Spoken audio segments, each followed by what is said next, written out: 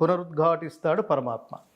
నాదత్తే కస్యచిత్ పాపం నచైవ సుకృతిం విభు అజ్ఞానేనావృతం జ్ఞానం తేన ముహ్యంతి జంతవః. ఎవని పాపపుణ్యములను పరమాత్మ స్వీకరింపడు. నీ పాప నీ అకౌంటే, నీ పుణ్యం నీ అకౌంటే. అందుకని ఒడి దగ్గర పెట్టుకుని ఒక ఓన్లీ ఎగ్జామ్స్ టైంలోనే కాదు, నువ్వు ఏం రాస్తున్నావో ఆ రాసిన తాలూకు ఫలితమే వస్తుంది తప్ప నువ్వు 10 మార్కులు క్వశ్చన్ రాసి నాకు 100 మార్కులు రావాలనుకుంటే రాదు. అవునండి. లైఫ్ కూడా అంతే, నువ్వేం చేస్తున్నావో దాని తాలూకు ఫలితం నువ్వు ఖచ్చితంగా అనుభవించాలి. కాబట్టి పరీక్ష ఎలా అయితే బాగా రాయాలని కోరుకుంటావో జీవితం అనే పరీక్షను కూడా బాగా రాయినన్న. దానికి ఒక టెక్స్ట్ బుక్ ఇచ్చాను, దానికి ఒక సిలబస్ బుక్ ఇచ్చాను, దాని పేరే భగవద్గీత అన్నాడు పరమాత్మ. కాబట్టి దీనికి ఇంకో ఎక్స్టెన్షన్ ఏంటంటే నహన్యతే హన్యమానే శరీరే అంటాడు. చంపబడేది శరీరమే కానీ ఆత్మ కాదు. ఆత్మ శాశ్వతమైంది. అది మళ్ళీ ఇంకొక దేహాన్ని పొందుతుంది.